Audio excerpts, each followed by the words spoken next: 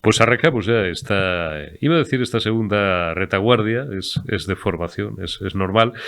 Y como aquí somos todos amigos y estamos en esta gran familia, pues no tengo ni que pediros disculpas por estas carencias, porque al final todo es periodista digital. Arrancamos, digo, esta segunda dosis, especial verano, de la última semana de agosto y última semana en la que utilizaremos este formato inhabitual, pero que nos ha servido pues para pasar el verano y que nos hemos repartido entre el compadre Cárdenas y un servidor de ustedes, englobándolo todo en un programa, dejándoles descansar un poquito, permitiéndonos descansar también a nosotros y a todos los compañeros que hacen periodista digital, pero sin dejar de cumplir con nuestra obligación, que es estar pues muy pendientes del pulso de la actualidad nacional, que ha sido especialmente intenso este verano, sobre todo la política y por tanto la institucional. Y como os prometí ayer, pues paso a saludar inmediatamente a un gran amigo personal y a un gran amigo también de esta casa, y me consta que uno de vuestros preferidos, ¿cuál es? No es otro que el coronel Diego Camacho. A la orden de usía, mi coronel, muy buenos días. Hola, Eurico, buenos días. A tus órdenes, director. Bueno, director, yo, Diego, ya te hago siempre la broma, yo ya no mando ni en mi casa, macho. Pero bueno, Bueno, eso nos pasa a todos. eso nos pasa a todos. Ya sabes el chiste aquel, malísimo por lo demás, de en casa siempre tengo yo la última palabra, que es sí, cariño.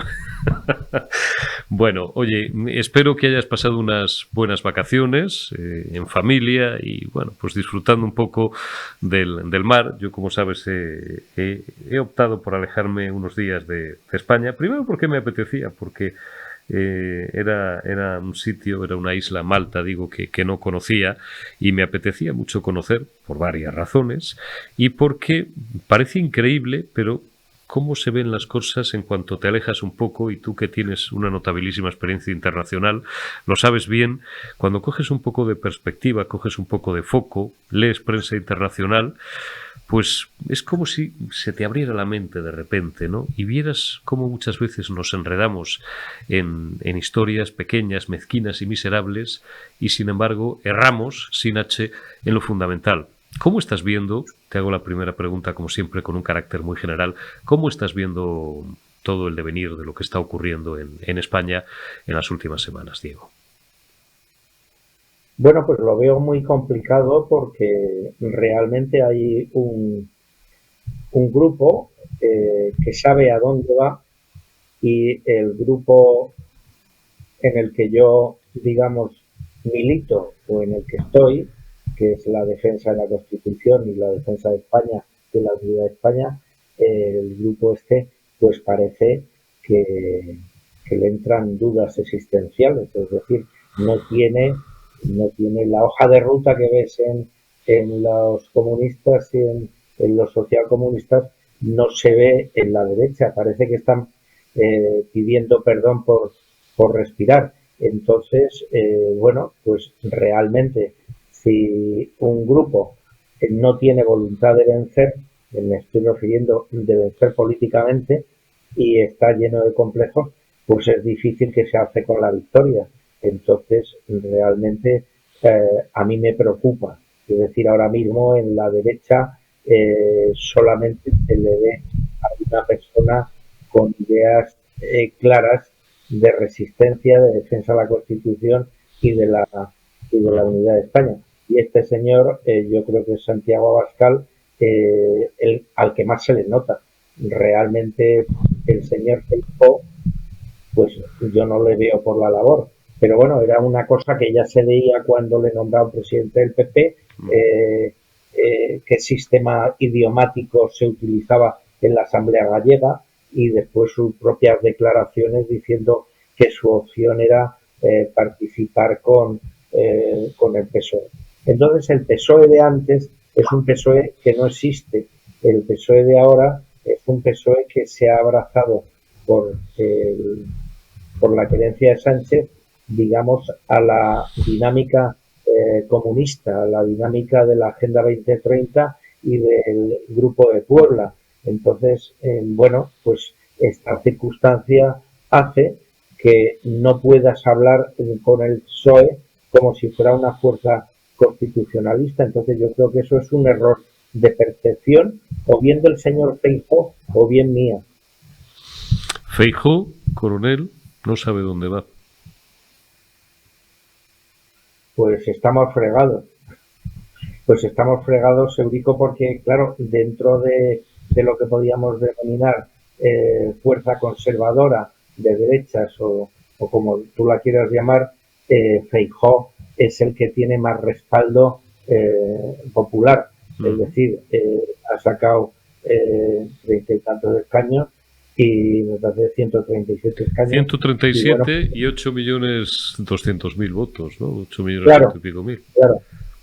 Entonces, yo realmente creo que mucha gente, viendo este derivar de Feijóo hacia lugares que no conducen a ninguna parte, pues creo que habrá un montón de votantes suyos que entrarán en la melancolía, porque evidentemente lo que está en juego en España no es sencillamente quién conforma un gobierno, sino lo que está en juego en España es si el gobierno que se forme va a dar lugar a una serie de decisiones en cascada desde el Parlamento y desde el gobierno garantizadas por el Tribunal Constitucional que lleven por la puerta de atrás a la destrucción de España, de su constitución, vamos, y por lo tanto del régimen político. Entonces, yo te diría, Eurico, parece que tienen ganas de, uno de los argumentos es de hacer un referéndum. Bueno, pues vamos a hacer un referéndum. Vamos a preguntar a los 40 y tantos millones de españoles si están de acuerdo con que determinadas provincias, comunidades autónomas o ayuntamientos puedan asumir el derecho de secesión, derecho que no existe, pero si estarían de acuerdo en apoyar la secesión de provincias, comunidades autónomas o regiones. Entonces, bueno, pues vamos a votar todos los españoles, que es en quien reside la soberanía nacional, pero un referéndum hecho a pedacitos por comunidades autónomas no es válido. No es válido porque la soberanía no reside en pedacitos, reside en la totalidad. Y tienes nada más que preguntarle a un independentista catalán si apoyaría un referéndum exclusivo en Barcelona o a un nacionalista vasco si apoyaría un referéndum exclusivo para Vitoria. Entonces, claro, aquí se está lanzando la idea de que las comunidades autónomas pueden reivindicar este derecho de autodeterminación, derecho inexistente en el derecho internacional público, y es un derecho de autodeterminación que la ONU, como hemos dicho tantas veces, solo reconoce para antiguas colonias, protectorados o mandatos, es decir, para territorios que han estado bajo el dominio de una potencia extranjera. Cataluña no ha sido nunca parte ni de una colonia, no ha sido nunca un mandato y tampoco un protectorado. Ha sido una región que nos ha dado históricamente problemas, pero eso es otro asunto. Eso es otro asunto. Pequeño paréntesis y me pones en bandeja un tema del que nos gusta mucho hablar a ti y a mí, en privado y en público también. Pequeño paréntesis. He estado, como he dicho, en Malta, he estado unos días. Por cierto, me ha sorprendido las decenas de iglesias que he visitado, las decenas de capillas católicas, las 2 catedrales. En muchas de ellas he encontrado vestigios de los caballeros templarios, de la Orden de Malta, por supuesto.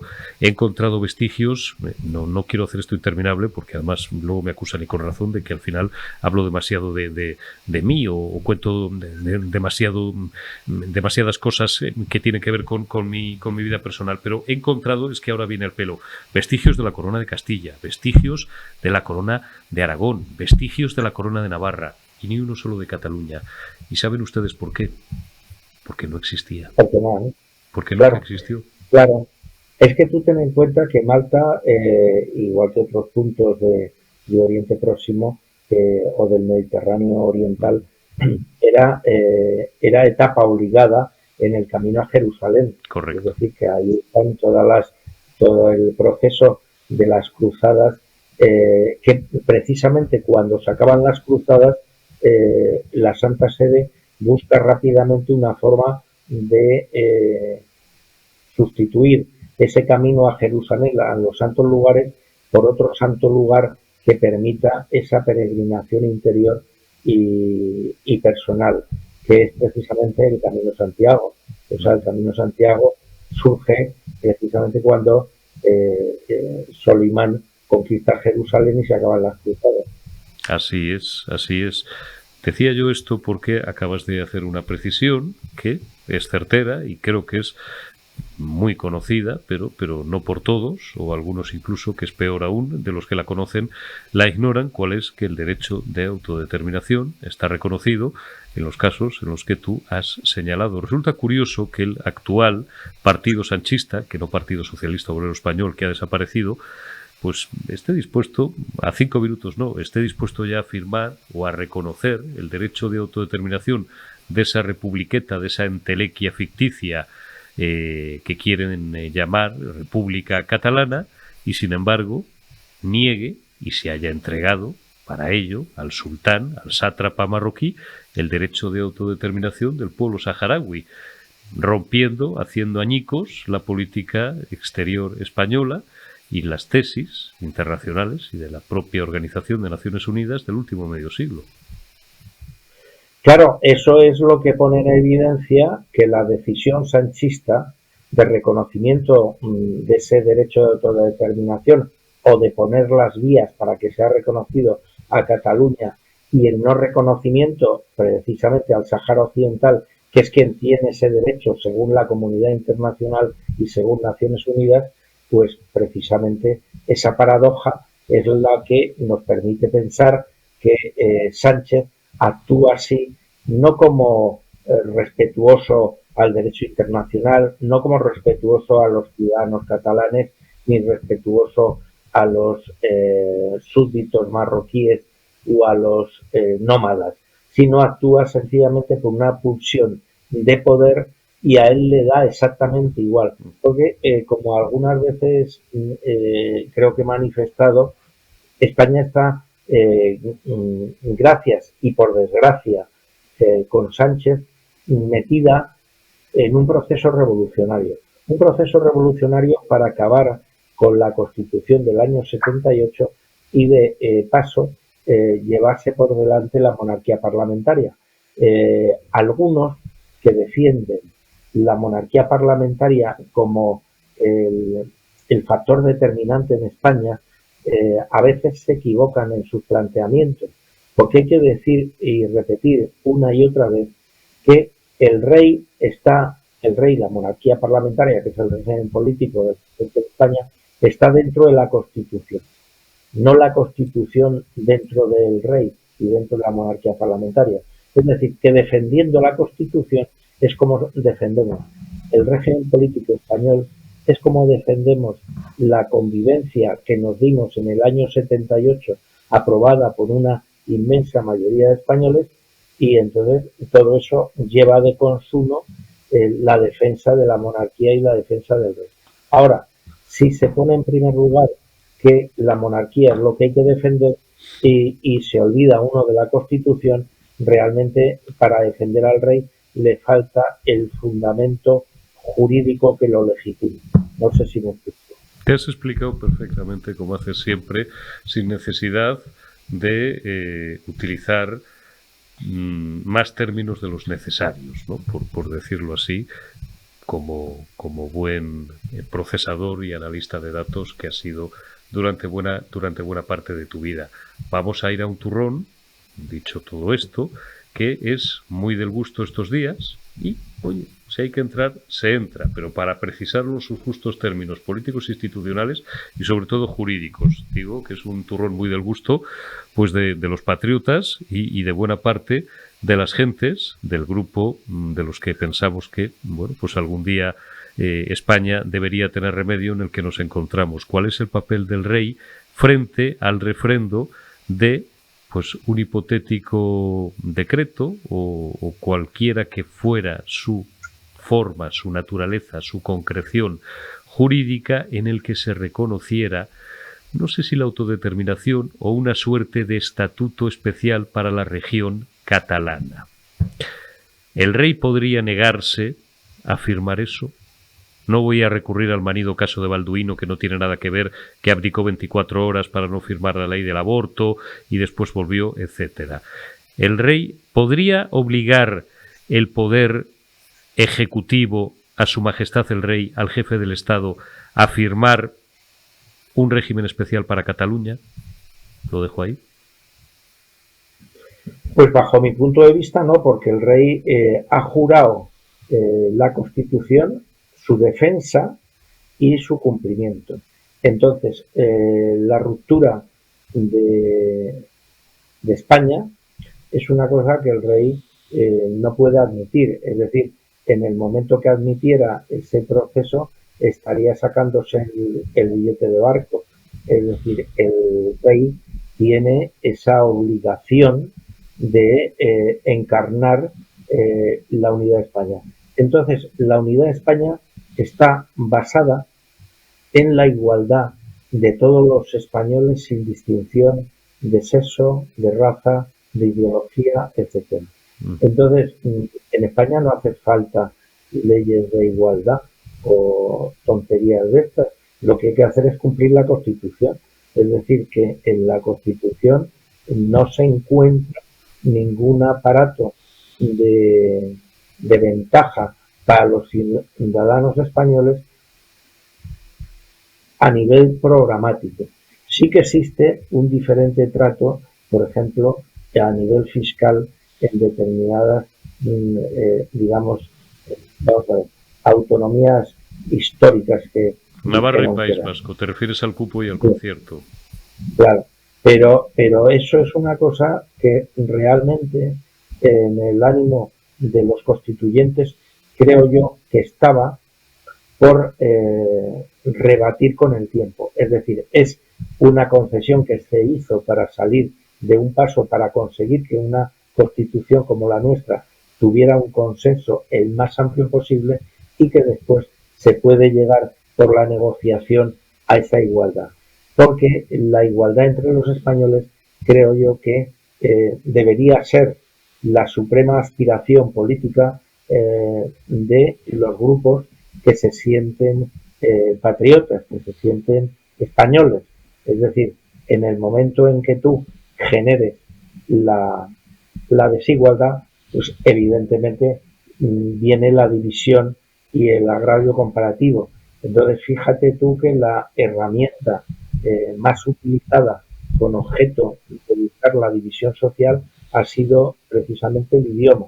Es decir, la herramienta universal que tenemos desde Cervantes y desde Nebrija y desde la conquista de América para la comunicación entre los que tenemos la cultura hispánica, realmente es donde se ha ido a poner el torpedo en la línea de flotación con objeto de tratar de equiparar un idioma universal como es el español con lenguas regionales o algunas de ellas dialectales.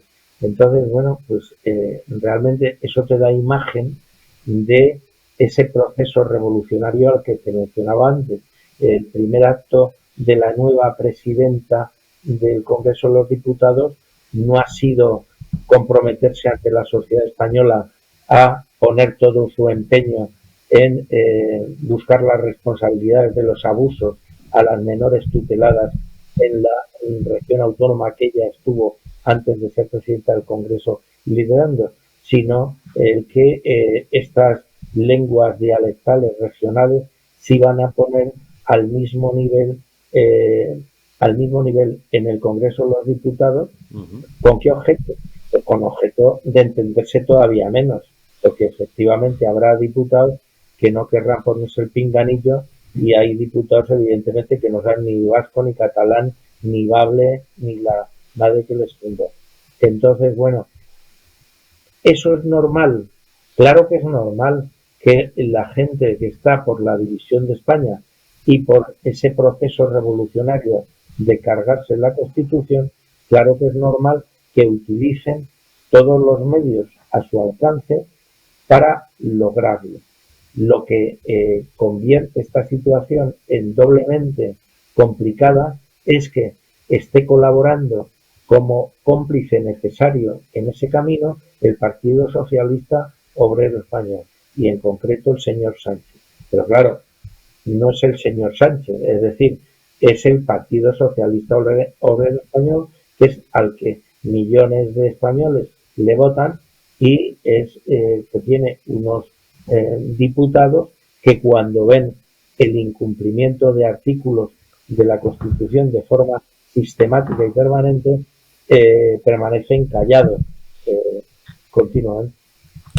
Hay un artículo, por seguir en lo mismo, te sigo arrimando un poco más el toro al caballo, hay un artículo en la Constitución, que tú conoces bien, Diego, que usted conoce bien, coronel, que se refiere al papel del ejército como garante de la integridad territorial del Estado, es decir, de la unidad de España. Es un artículo que se ignora mucho. Bueno, se suele pasar muy por alto. Es de los menos citados, porque parece que citarlo es poco más o menos que casi fascista. Bueno, vamos a ver, esto que te refieres tú es el artículo 8º de la Constitución y no se refiere al ejército, se refiere al ejército de tierra, a la armada y al ejército del aire. A las Fuerzas Armadas, no me he expresado bien. Fuerzas Armadas en su conjunto. Bien, entonces da este artículo 8º 4 supuestos donde el ejército debe tomar un papel político protagónico, que son los siguientes: cuando corre en riesgo la soberanía de la nación, cuando corre en riesgo su integridad territorial, cuando corre en riesgo su independencia nacional y cuando corre en riesgo el ordenamiento constitucional. Entonces, lo que hay que decir es que a este artículo 8º, si lo remiras en la Constitución, no está situado en el título 4º. ¿Qué es el título 4º? Pues el título 4º es el título que en la Constitución se dedica a señalar las competencias del gobierno, que entre otras competencias tiene pues, el seguimiento de la política militar, la política de defensa, es decir, en el ámbito natural de las cosas, cuando el gobierno dirige, pues igual que el Ministerio de Hacienda, dirige el Ministerio de Defensa, el Ministerio de Exteriores, el de Interior. Pero no, este artículo 8º no está metido en ese título 4º que se refiere al gobierno. Está metido en la parte dogmática de la Constitución, que cualquier constitucionalista podrá decirte que es la parte más importante porque es la que dogmáticamente señala lo que es la Constitución, la que señala los derechos fundamentales de los ciudadanos y la que necesita un procedimiento especial para ser variado, no como cualquier otro artículo de la Constitución. Es decir, que para modificar cualquier artículo de la Constitución hay un procedimiento en la propia Constitución sencillo, pero cuando se trata de la parte dogmática, el procedimiento es no más complicado, sino que tiene que actuarse por mayor cantidad de escaños y se complica el procedimiento. Sí, bueno, por mayorías ponderadas, disolver las cámaras, claro, convocar un referéndum, que las cámaras resultantes, unas nuevas elecciones, que las cámaras resultantes de esas nuevas elecciones lo vuelvan a refrendar, etcétera, etcétera. Derechos y libertades fundamentales, por eso ahí es donde se contiene también, en el artículo 2, por ejemplo, bueno, en todos los primeros, es decir, la indisoluble unidad de la nación española, que el español es la lengua oficial del Estado y que todos los españoles tienen, ya que hacía referencia a la lengua, el deber de conocerla y el derecho a usarla, que todos los españoles, como tú bien has dicho también, somos iguales ante la ley, independientemente de raza, de religión o del lugar donde vivamos o de donde procedamos, etcétera, etcétera. Hay una curiosidad, por relajar un poco la conversación, Diego, que yo tengo, y es conocer tu opinión. De esto no hemos hablado tú y yo nunca, pero me está llamando a mí mucho la atención. A ver, vamos a disociar la parte institucional de la parte, digamos, más frívola. Te lo pregunto con mucha concreción. ¿Qué opinión tienes de la formación militar que está recibiendo la heredera de la corona, por un lado, la Academia Militar? Es decir, su sexo pues no tiene ya absoluta relevancia en los tiempos en los que corren para que su formación fuera diferente a la que tuvo su padre o a la que tuvo su abuelo, ¿no? Y algo que a mí personalmente, y doy a mi opinión, no me gusta, es esa suerte de, con todos los respetos a la más alta institución del Estado, circo mediático en el que están convirtiendo con fotos diarias de la heredera de la corona vestida de tal, la heredera de la corona llegando, la heredera de la corona saliendo, la heredera de la corona despedida por su padre y su madre, que además de ser el rey y la reina consorte, son el papá y la mamá, la heredera de la corona desfilando. A mí no me gusta. A mí todo ese oropel y estar todos los días en el cuché no me gusta. Por lo demás, supongo que el proceso de formación que está siguiendo es necesario y seguramente será pluscuamperfecto. Bueno, a mí tampoco me gusta. O sea, realmente yo creo que sí, se le da una formación militar, hay que separar esta formación militar de la intervención de la revista Hola en el proceso. Y entonces, bueno, de la revista Hola y de otras revistas, en este proceso. Entonces, bueno, yo creo que aquí la Casa Real ha optado, debido a la poca, digamos, propaganda positiva que en los últimos tiempos ha tenido la Casa Real por razones diversas, como tú conoces también como yo, pues que ha optado por relanzar a una chica de 17 o 18 años muy guapa y a ver si, bueno, pues su imagen un poco palía otras imágenes de la Casa Real no tan favorables. Yo creo que es un error, porque creo que en definitiva esa frivolización de la heredera del trono a corto plazo puede que beneficie a alguien o a ella también, pero a medio y a largo plazo pues no. O sea, realmente yo también me parece no. En la pregunta anterior, cuando me has preguntado el papel de las Fuerzas Armadas, te he dicho la primera parte, pero siempre que surge este tema, surge el quién da la orden, esa pregunta esencial. Entonces, en esa pregunta esencial, yo tengo que decirte que el rey no es la persona adecuada para dar la orden en la intervención de las Fuerzas Armadas. ¿Por qué? Porque, como tú sabes, según la Constitución también, el rey no tiene capacidad para dar órdenes de carácter político, aunque simbólicamente sea el jefe de las Fuerzas Armadas, también es el jefe del Estado, pero no maneja el boletín oficial del Estado. Entonces es simbolismo. Entonces el rey no tiene capacidad porque necesita el refrendo de un ministro, del presidente del gobierno o del presidente del Congreso de los Diputados. Tampoco por ello tiene responsabilidad. Y según las ordenanzas, para ejercer el mando hay que tener capacidad y responsabilidad. Entonces, si el rey no tiene ni responsabilidad jurídica, ni política, ni capacidad ejecutiva, no puede dar esa orden. ¿A quién le correspondería entonces? Al jefe del Estado Mayor de la Defensa, que es el jefe ejecutivo de todas las Fuerzas Armadas de tierra, mar y aire. Y entonces, eso, si tú relees el diario de sesiones de cuando se aprobó la Constitución en 1978, te encontrarás en ese artículo con el razonamiento de Mújica Herzog, que era el ponente de este artículo y perteneciente al Partido Socialista, y más tarde fue ministro de Justicia, creo.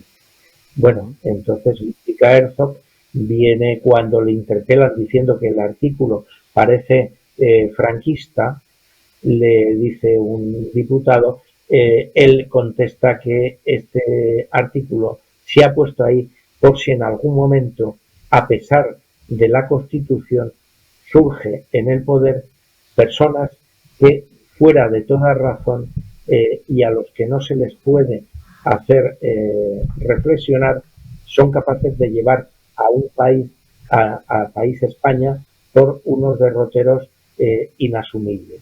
O sea que está puesto como última salvaguarda del pueblo español, esto lo recalca Mújica, a las Fuerzas Armadas. Es decir, no es un mandato del gobierno, que si no estaría en el título cuarto, sino es un mandato de los constituyentes del año 78, es decir, del pueblo español, si va a ser aprobado en referéndum, a las Fuerzas Armadas, de que tienen que intervenir si ven que su país en esos cuatro supuestos se va por el sumidero.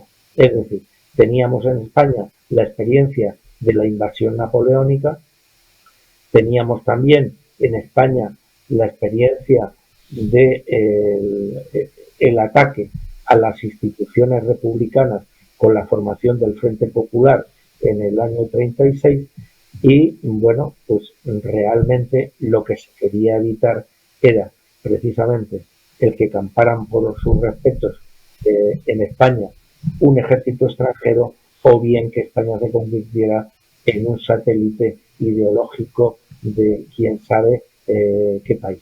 Entonces, por eso está ahí ese artículo octavo, y hay que decirle a los políticos, está ahí. Lo que pasa que ustedes en la Constitución tienen otros artículos para que esto no pase.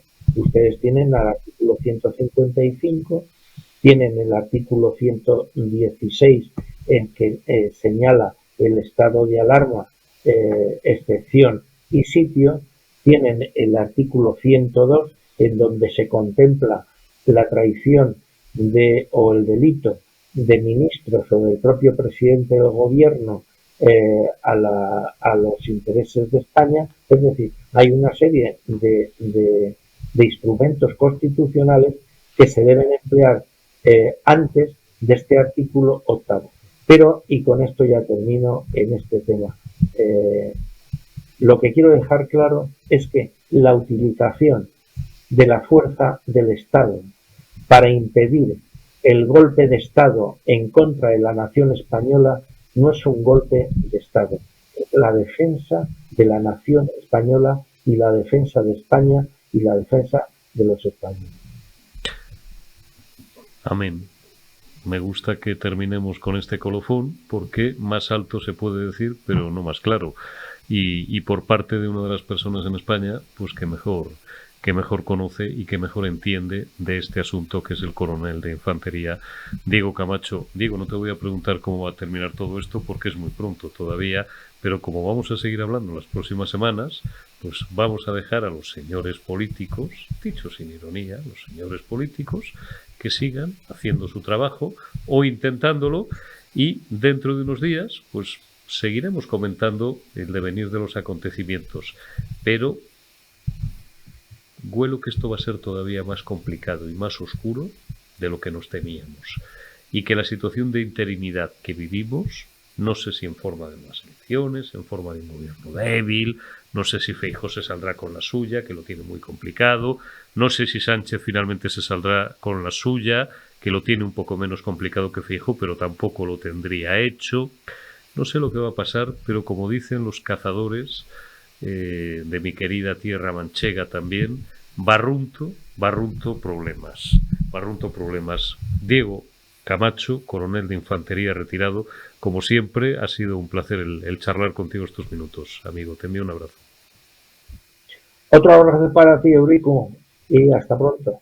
Hasta pronto.